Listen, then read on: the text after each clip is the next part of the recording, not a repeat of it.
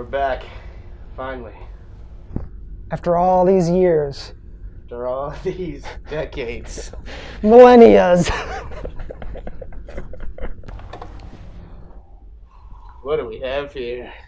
Looks like we have a Getting Real room that hasn't been used in years. It's been a while. It has been. And also, look, the TV's on. Oh, yeah, that's definitely gone bad. Well, let's sit down. Okay. Whew. After all these years, once again, as we said before, over at the door, it feels good to be back. Now, we could finally let loose and take off these restrictive costumes. I'm not wearing anything underneath. Oh. Hold on, it takes a while. Oh. Oh, that feels good. What's this? What do you mean, what's this?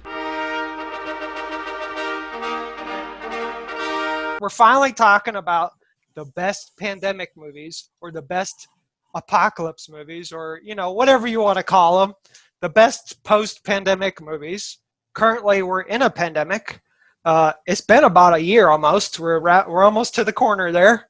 And, we were trying to avoid doing this one because early on, we were like, oh, it's just going to come and go. It has not gone.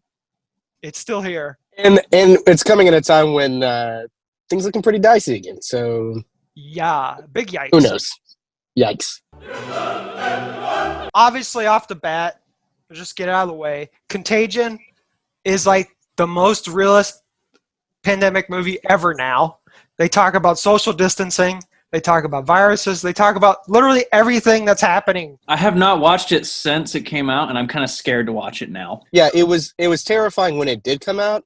And I can only assume it is even more terrifying now. What came out that year as well that pairs really nicely with Contagion is a movie called Rise of the Planet of the Apes. And the more I think about it, that kind of closing moment is, and the credits, they really just do a great job of just terrifying you. And I never thought that, in a few years we'd be thinking a lot more about it, about Planet of the Apes. So the more I think about it, the more I'm like, this is a weirdly accurate portrayal. I mean, I think it, everyone thought it was going to be like a zombie movie, but it's more of like this scary virus. It takes over. You have to close yourself off. You're in the wilderness. It's a great movie. It's a slow burn. And it may be almost like Contagion. It may be a little too close to realistic for me, but hey, you know what? It's still great. It's that weird in between of okay, the world's kind of gone, but not like Mad Max Fury Road style gone. And so there's still people who are trying to steal stuff from people. So yeah, it's not only is the virus terrifying, but so are other people. So bummer, Let me preface this by saying the ending is terrible. Dumb, yes, thank you. It is the worst ending that could have possibly happened. It's not the worst ending I've seen in a movie. Law-abiding citizen takes the cake as the worst ending. I forgot about that movie. The early 2000s was just chock full of bad endings, but this one is really bad. But the first hour and whatever of this movie is amazing, and it tells the story of paranoia, of chaos, of basically everything a lot of people are feeling right now. Depression. Will Smith's character has been isolated for countless years, and he's trying to develop a vaccine for the virus. Will Smith's performance in this is it's almost Oscar worthy. But, the ending ruins all of it, so it sort of spoils some of his performance. You got to watch it for the post-pandemic, and the flashbacks are heart-wrenching. Probably the best part of the movie is the flashbacks to me. It's not going to make you feel, scared because of, Contagion or Outbreak or any of these other movies. It's going to make you feel, I don't know. How does it make you feel? Some parts make me feel sad. Yeah, sad.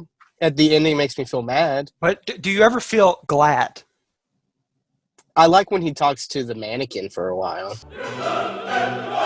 George A. Romero, one of the creators of this genre of movies, rest in peace.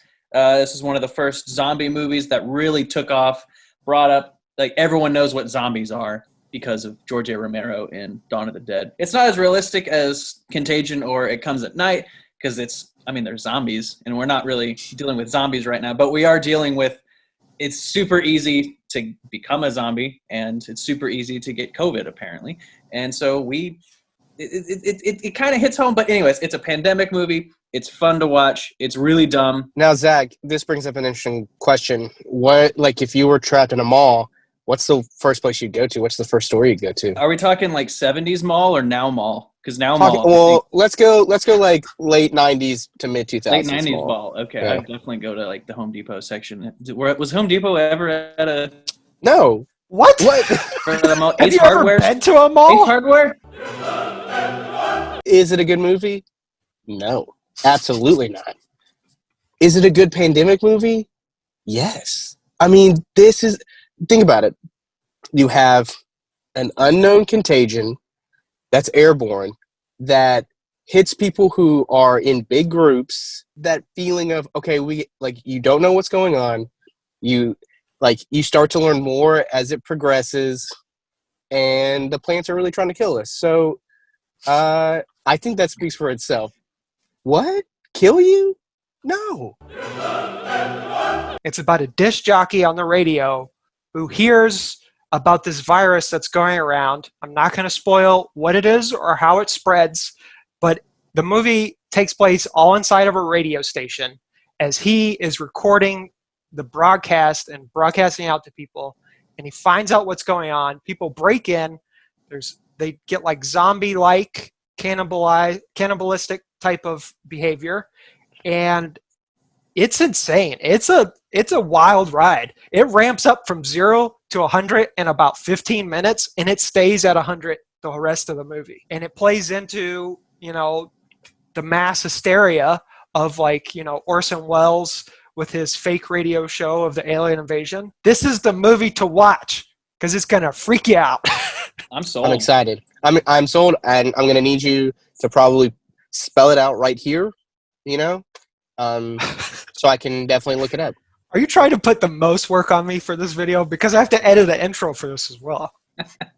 A very complicated, not funny intro. I thought about that the other day. I'm like, I don't think that was funny.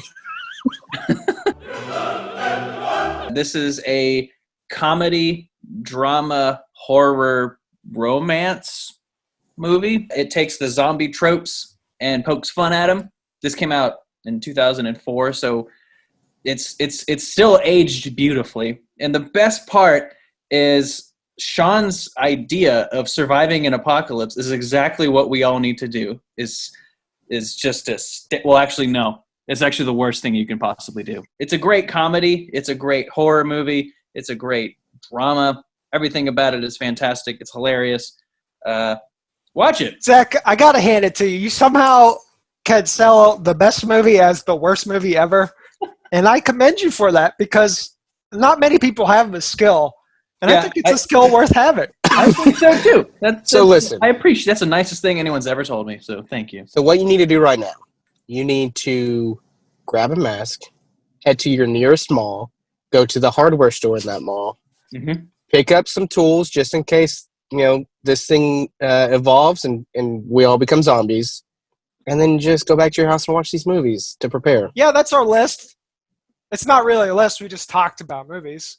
Always the it wasn't best. lifted. If you hate us, let us know. Or my haircut. Or his haircut.